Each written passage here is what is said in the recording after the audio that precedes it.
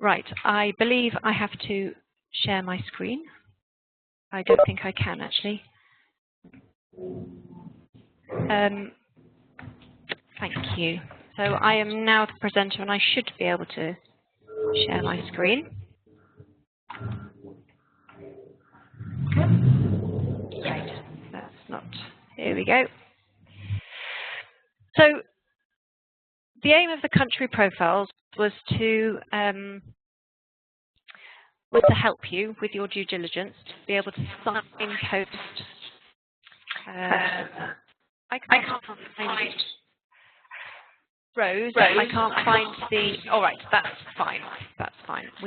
I will click into that, and you can see the country profile. Right. So we were going to try and signpost you to sources of information, such as legal framework, risks, species information, and we covered a number of countries across globally, 21 countries in fact, from Asia. We looked at China, Indonesia, Malaysia, Papua New Guinea, and the Solomons. We covered 5 different countries in Europe, including Bulgaria, Poland, Romania, Russia, and Ukraine. Today, we're focusing on North and South America. So we looked at Canada, the US, and then Brazil and Uruguay.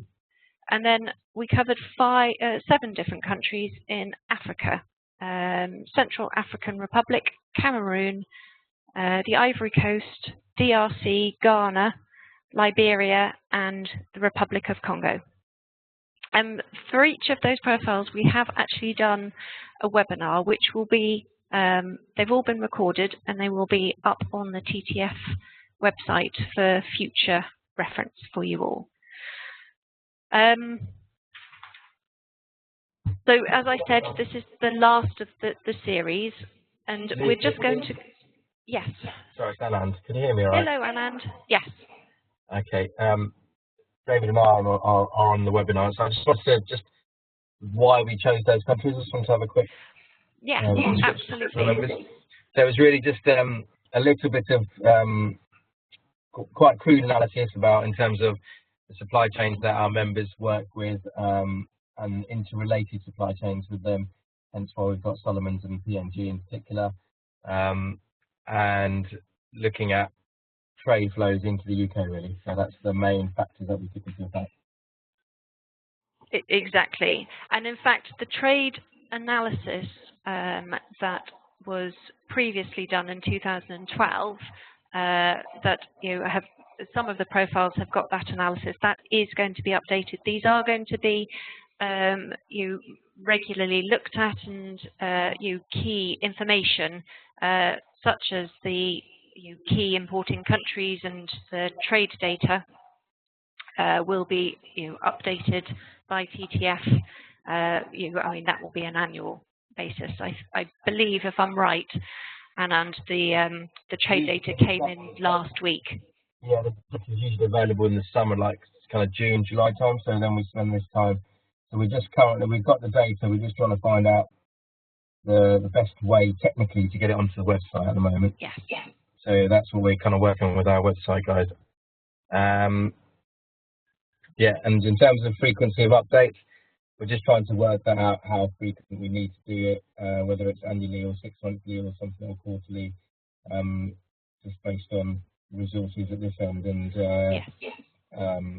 how often things change. Exactly. So the profiles can be found on the members page only. You can see that you can track them through a map or through through the regions. And as I said today, we're mainly focusing on Brazil and the US.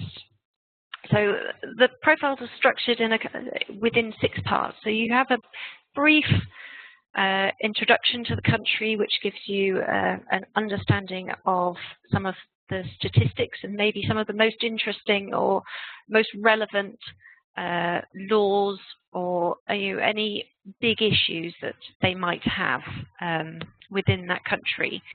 Then, if we pan down, we have a very small section on UK imports by product group. And then, as I said, the key import and export data and information, which will be uploaded in the near future. Underneath, we have got the common trade species. So you can see that there's a number of web links there that you can track certain species down. You've got the red list, and you've got the CITES database, as well as the really quite useful Species Plus. And then following that, we have tried to break down the different types of species into natural forest and plantation forest. If you see that there are some one or two that are missing, then please let Anand know. But we are hopeful that we have covered the common trade species within those lists. And then the two probably most significant sections are the legal framework and the risk information. So within the legal framework, there are various websites that you can try and track down legislation. We have gone through quite a few of them, like FAO Lex before. That's a useful website from the FAO, and you can track down really quite recent legislation through there. However, with Brazil, we thought actually if we go straight to the ministry website, it is in Portuguese, but I think most people can read that is going to be legislation. And then the new, I say the new, it came out in 2012, the Forest Code. So you have to, it's useful if you know the date, if you know the number. But for example, at the bottom here, you've got the law. This is the May 2012 Forest Code. And then around this code, there have been lots of reports and articles that you can track down. I mean, use Monga Bay, use Chatham House illegal logging portal, just to see what not only NGOs but also academics and even government reports are saying about the code. You can see if it's been updated. For example, if you go to FAO Lex, and I'm not going to today because we've done it in previous webinars, but FAO Lex suggests that there's an updated legislation and an amended forest code from just a few months later. It was actually October 2012. Different number, so it's not the same law, but it suggests that it has been updated. If you then go to, for example, the Forest Legality Alliance website, the risk tool that they have, they've got a number of countries, and I know that they will be updating this and adding new countries on. So it is a useful starting point, I would say. However, if you go, always take some sources with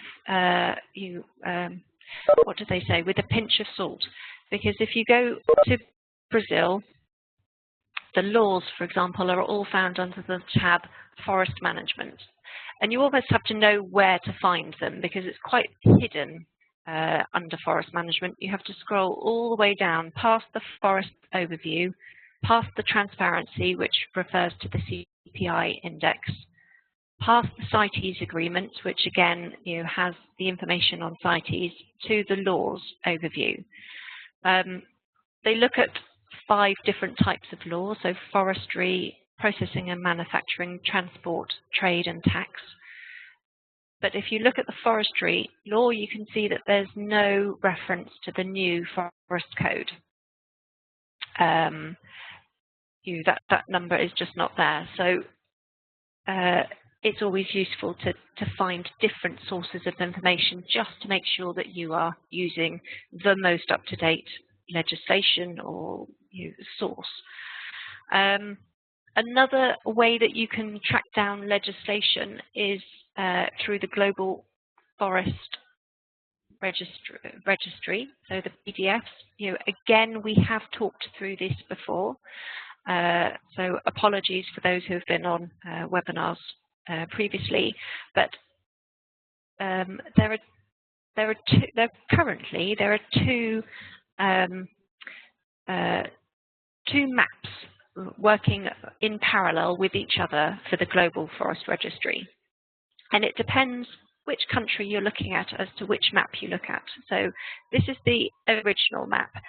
A lot of the legislation and the corresponding documents are from 2011. So if we go to Brazil, for example, we'll click on Brazil, it will load, and then you will have the just here the draft list of applicable legislation for Brazil, but you can see that it was uploaded in 2011.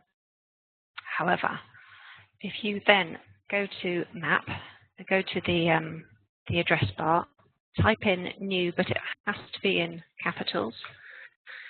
You can equally just go to the home page and track it down through that. These are the new risk assessments that they have put up. And if you, again, click on Brazil, Brazil is one of those countries. I believe the US is another one of those countries that have been uploaded. And you can see that there is, it just looks different. It's been updated much more recently, so just a couple of months ago. And it does not have the list of applicable legislation, but it has other things. So category 3 is the high conservation value category. So you can see that there's been an analysis on this. So if I open it up, it's a very lengthy analysis. It's 90 odd pages.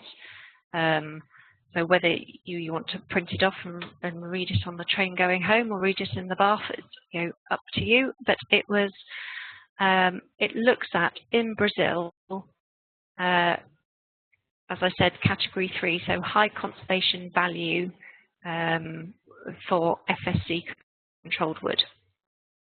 And then if you go down to the table of contents, you'll be able to pick out the most interesting sections for you.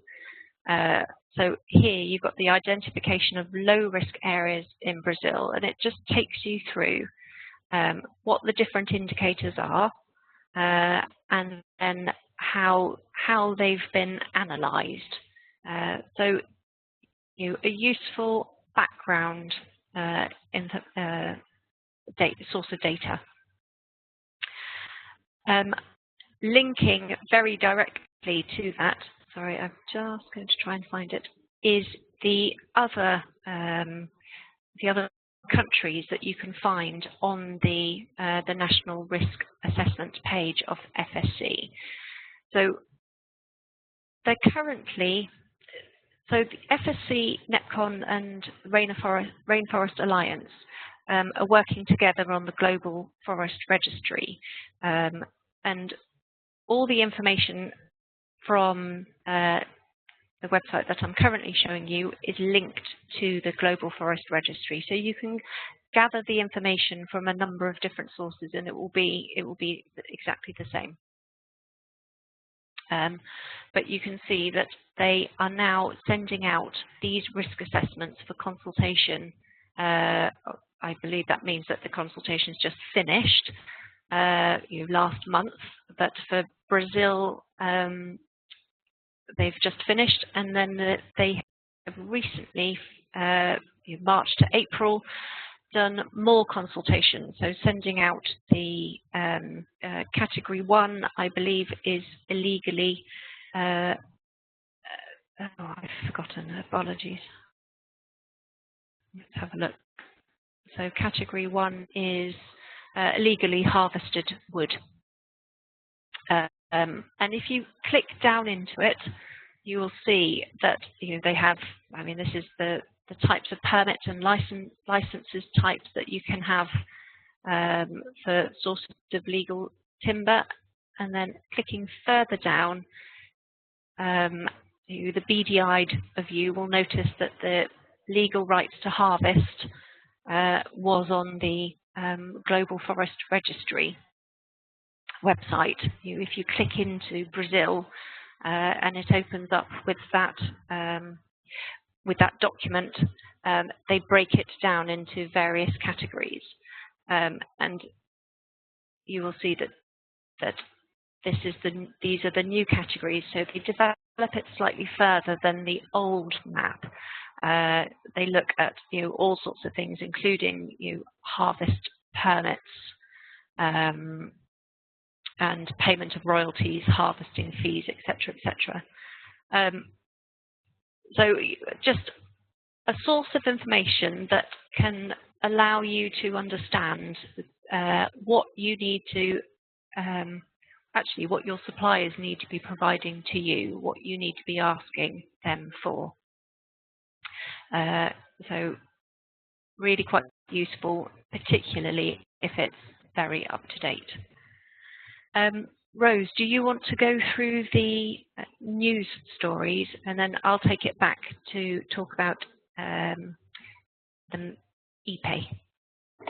Yeah, thank you very much. I'll just take the presenter right off here. There we go.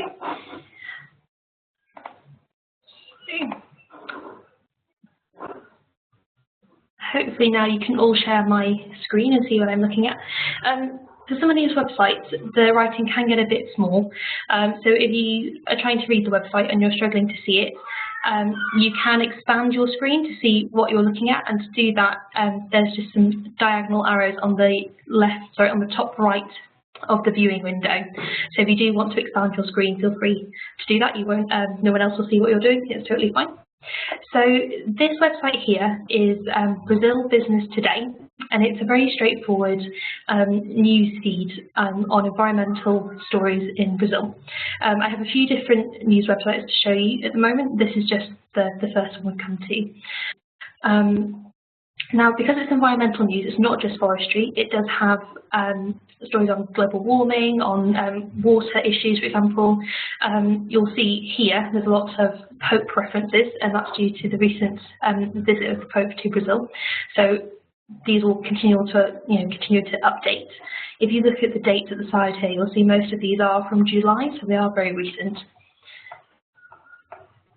And you can register to have these emailed to you, and you can do that just from here. So if that is something that you'd like to do and just have it sent to your email address, that is quite a handy way of keeping up to date without having to then search all these websites. And you'll find a lot of these websites will offer this type of service. If we go to this website here, this is the Canadian Broadcasting Corporation. So it's news, TV, radio, you can see along here. And most news websites are very handy in that they have the search bar, because I'm sure you're all aware from going on BBC News and things like that. And some of the types of stories that you can find are like this one. This is from the 30th of June this year, and it's about recent forest fires, and it's just how that's affecting the harvesting operation.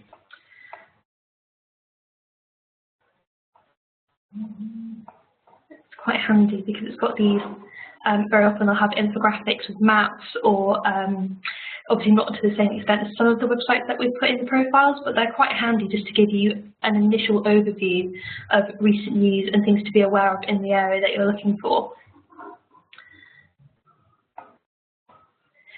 So this website here is the El Observador, and this is the news website we recommended for Uruguay. Now, as you'll see, it's not in English, so what we recommend you do is that you just translate the page, we just use Google Translate ease, which is just here. So this is a Blue Peter moment of a story I found earlier. And excuse me. So this story is just about the fact that 80% of the forest area in Uruguay has now been certified, and this was on April the 21st in this year. And as you read down, I mean, the translation isn't 100% perfect, and if you hover too long, you do get the original language popping up as well. But it's very useful. For example, it's saying here that it's been done through PEFC, so we know it's a significant source of information. And it's generally a good website. And the way we found these news stories is just typing in basic keywords into the front page here. They've got a search bar, normally at the top right. Obviously, if you can read it, then all the better. So this website here is the US Forest Service. So it's not a news site as the others were, but the reason I wanted to highlight this website is because of the different types of information that you can provide. And it's not always in the most clear place. So with the US Forest Service, if you click on Learn, at first you have the kids and educators type areas, but if you have a look at the natural resources professionals, there's a lot more interesting information here. And if you scroll right down to the bottom, it has other resources. And the main one which we found quite useful was Tree Search. Now this is a database, and what it allows you to do is just look at the most recent research publications. And it suggests a few topics there for you anyway. But if you were to pop in, I'm going to say logging, and you can put in authors if you know a paper already that you just want to find again, or you can do a date range. So we've got here all years, or you can be quite specific. And hopefully, if my internet's okay, yeah, there we go. You'll get a nice list of possible sources of information, and you can rank them by publication year, by title, by author, from the source itself. So it's all very useful. This is one I was looking at today. This is logging utilization in Idaho. It's just the current and past trends, and you can view it as a PDF. And as far as I'm aware, these are all free to view.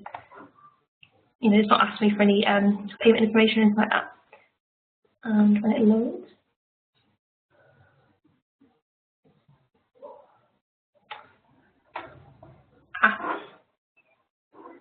that's helpful, isn't it?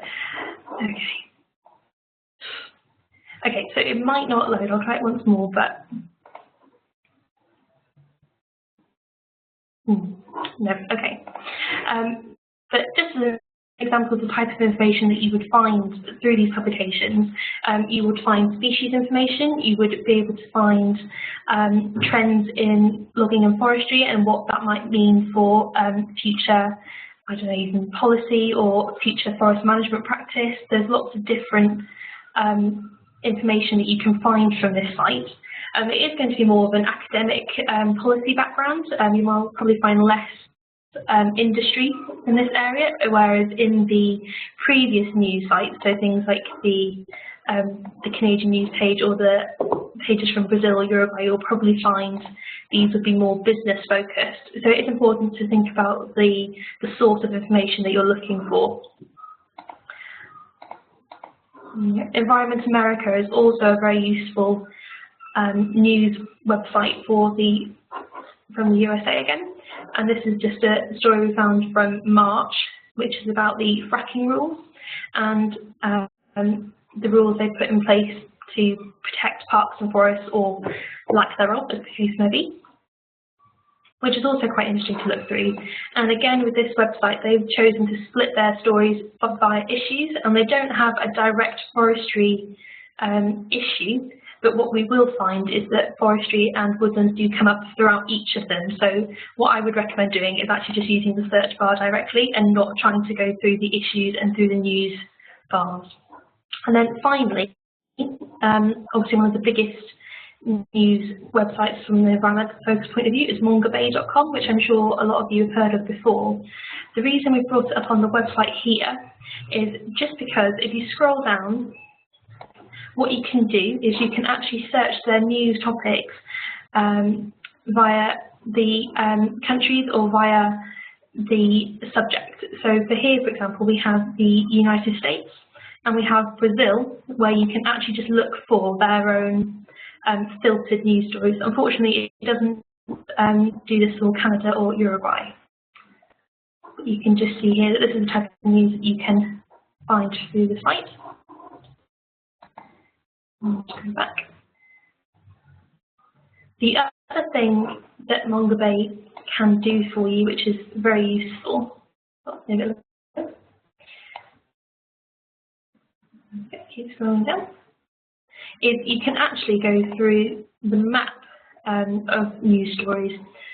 So, although it doesn't search for stories from Canada directly, what you can do if you come over here, you can find a story up here. Oh, no, it's still in America, but you can search for the stories this way and you can click on them. So this is a story just to stop logging in old growth forest, and this is from January 2015. So they are quite recent stories, but they are linking as part of the map. I do apologise, my internet's not being the quickest today.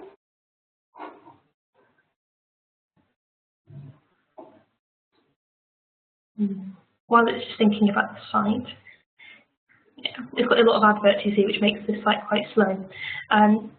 They do offer a weekly newsletter, which is very useful, and that just gives you the top headlines of the day, of the week, sorry, for the various countries. I'm not sure whether you can search specifically just for each country or if it has to be their general newsletter. I think it is just their general newsletter, but it's obviously quite easy then to not have to come onto each site. You can just get this as a quick news email, and as you can see, there's lots of stories in South America as well. And obviously NGOs will also have a lot of news stories, there's a free news which are useful. One of those is Greenpeace, which I think Lucy has some information for you now. I think what I'll do is, Lucy, if I pass to you, you can talk through Greenpeace. Yes, that's great. Lovely. No. Let's do a quick switch. Brilliant. Am I sharing my screen, do you know? Just passing to presenter now, you'll have to reshare. I have to reshare, okay. So that's a very technical word. Whether that's the correct word for it, I'm not sure. Fab. Right.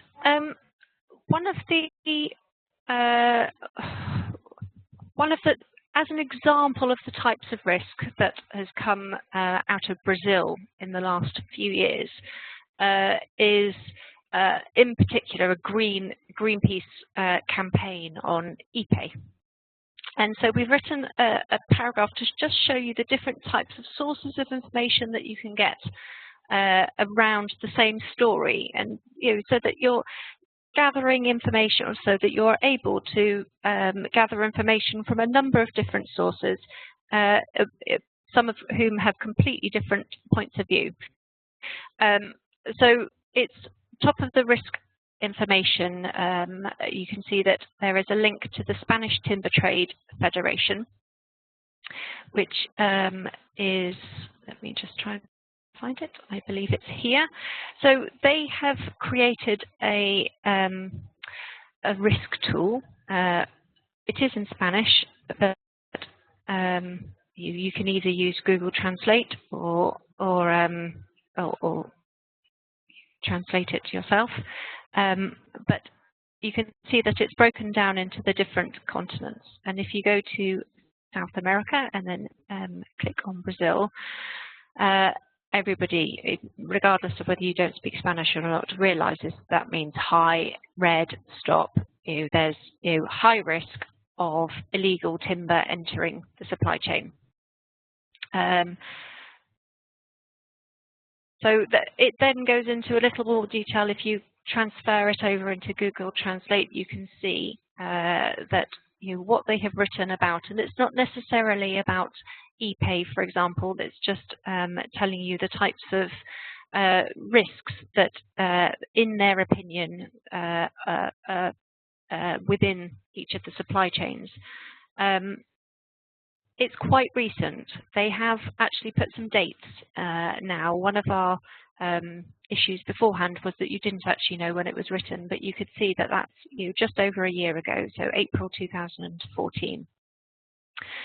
But if we go back to the country profile, other claims, other parts of the story are from Greenpeace. So Greenpeace have written a number of articles, and you can track them down either through the country profile or through the Greenpeace website itself on ePay. There's the most recent report, which was actually published in June, is the license to tender, license to launder report. So it just gives you a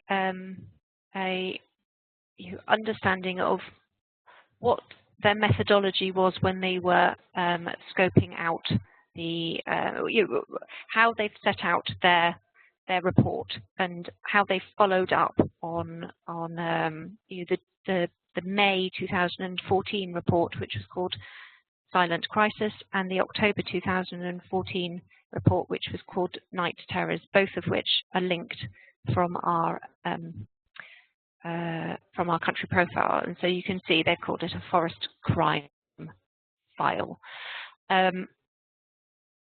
So you can access that if you want to. I mean, other sources of information, again, on the same story, you've got the TTF website, which has got their understanding of the story arriving in Belgium and what happened when it did. And then you have got a response from Amex, who are the industry association in the Para state for exporters, and they outlined recommendations for buyers specifically to the UK TTF, and they have outlined these recommendations in this letter.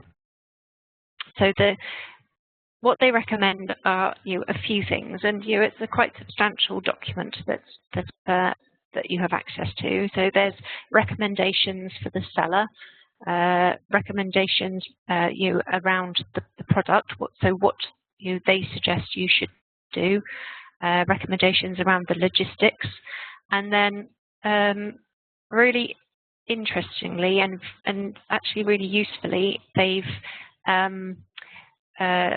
got steps regarding the documentation, so how to prove legality on these documents, and they go step by step all the way through, clicking you through each of the points that you need to do, all of the way through, and they say if the company is in order, then you will get this kind of window. It will look like this.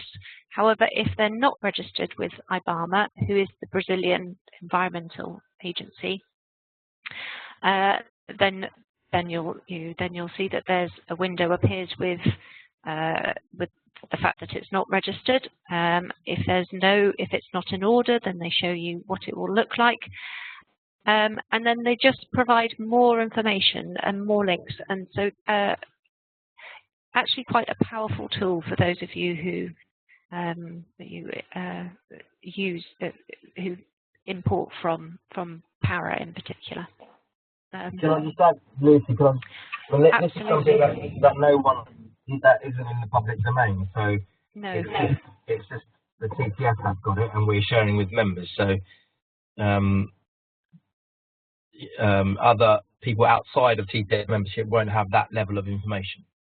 No, and it's the step-by-step documentation of what you need to do to be able to ensure that that your document is legal. I mean, if we go back to the recommendation, you will see that they say, I mean, the very first step to check your seller, is, if you're checking the name and address and telephone number for the partners, then that helps you verify that they're not stooges, as they put, and they're very, very, they're very clear about what you need to do. So definitely worth its weight in gold. One more thing I'd like to add there as well. Amex, I think, will be launching or have launched recently a service where you could use their services to check the veracity and check, do some kind of legal verification on the ground in Brazil before things are shipped. It's something that we've had some information on, costings, etc. We have a little bit of concerns are probably too strong word, but we just kind of wanted to check, because effectively they'll be checking their own members and how robust that is, and how people at the NMO in particular will consider that is important. So there's no point of us suggesting members use that service if the NMO are going to say, well, there's a conflict of interest there because they're checking their own members, so they have every incentive to get them passed. Yeah. So something we're looking at, and should that be a credible service, we think we will obviously make the information available to members. If you are interested in it in the interim, then feel free to give me a call and I can try to share some information with you. Great.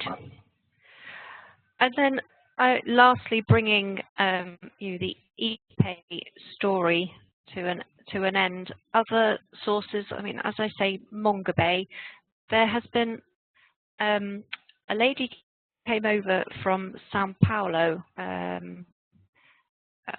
to Chatham House last month and presented on a new way to check on wood.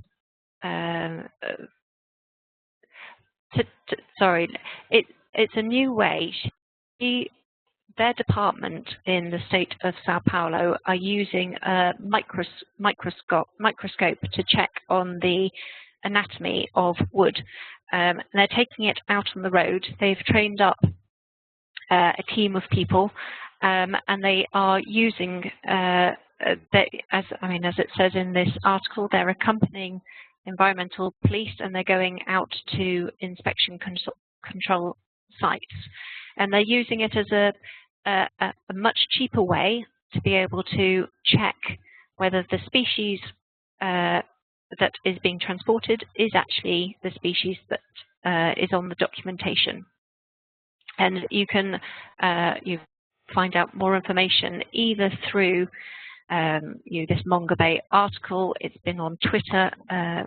Just yesterday it was on Twitter, and in fact you can track down her presentation, if I remember rightly. No, not on there. You can track it down through the Chatham House illegal logging portal. On the right-hand side, they have all of the presentations. So if you are not able to go, or don't have time, or don't have the inclination to go to any of these illegal stakeholder meetings, they always put the presentations up afterwards. And the lady from Sao Paulo's presentation is there for your information, and it has her contact details. So any presentation that you find of interest, you can then track that person down and start to talk to them. There was a in Brazil this year, about 2 weeks ago, the last one. I don't know if they've got a last set available yet online. They have, and I have got it somewhere, but I just I must have. Yeah, so I will. You gave a very strategic overview of the progress that Brazil has made in terms of forest legality and enforcement on the ground, but less on the ground, more kind of high level. Yeah. so you can see from here that you've got the the meeting and then all the list of presentations. So you can just keep in touch, and I think that ladies is here. I suppose the easiest way to see if there are any presentations that would be of interest to you is to have a quick look at the agenda.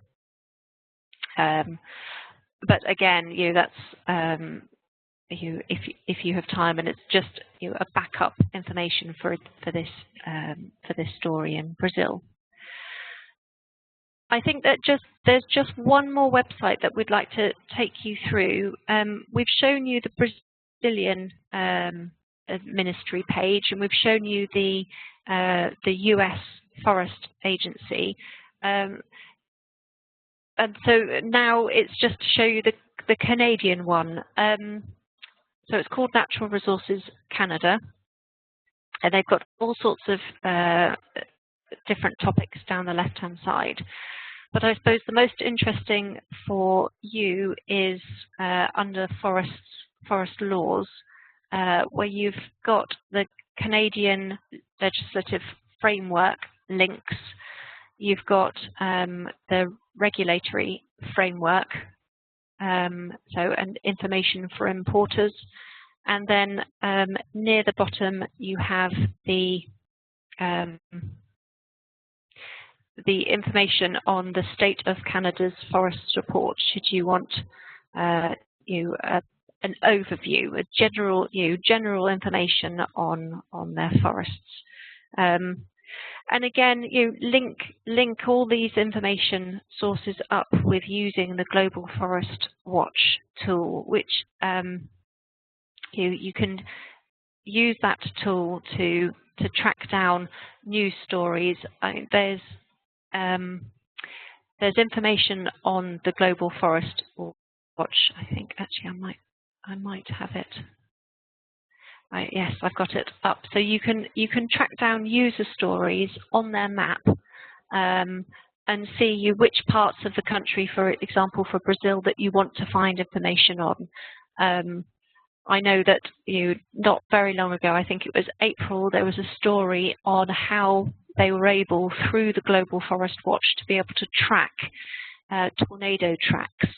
So really not very wide tornado tracks, but you could see on the maps that you could see these tracks from recent tornadoes. So there's so much more to Global Forest Watch than just the country data, which is really useful. You can say you can view the country data from here, but there's it's a powerful tool.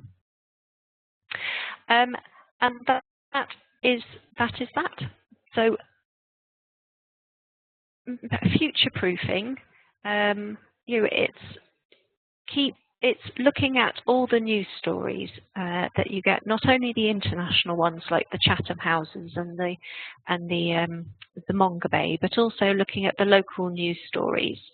Looking at the sustainability briefings that, thank you, Rose, that are sent out by TTF. The date that each of the TTF country profiles were last updated is at the top. There are some country profiles, for example, the Forest Legality Alliance ones, where they don't have a date, so you're not entirely sure when it was updated.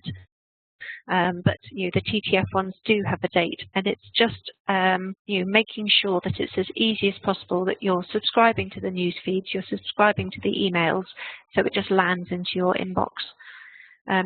Anand, do you have a few words to say to round off?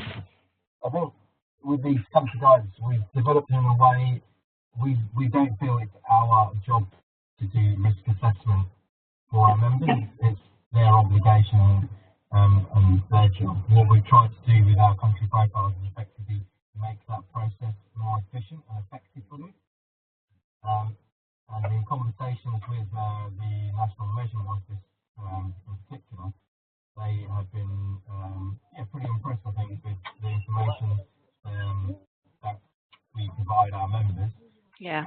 That pretty much told us that if our members were to use them and develop their risk assessments, they would have a pretty comprehensive risk assessment to base their due diligence on. Yes. And then follow up with risk mitigation. But as they kept saying over the last year, risk assessment is still lacking even within our membership, and people just don't put an overall risk assessment together. They just have a document collection type exercise, and this can help you build an understanding of the wider context and put your supply in the wider context of risk within those countries you're sourcing from. Exactly.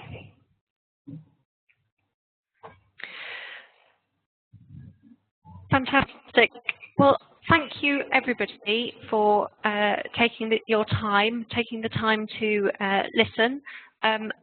We hope that you find the country profiles really useful. All of the 5 different webinars will be accessed or accessible through the TTF website. And thank you very much to TTF for asking us to do these country profiles. We've thoroughly enjoyed it. Many thanks.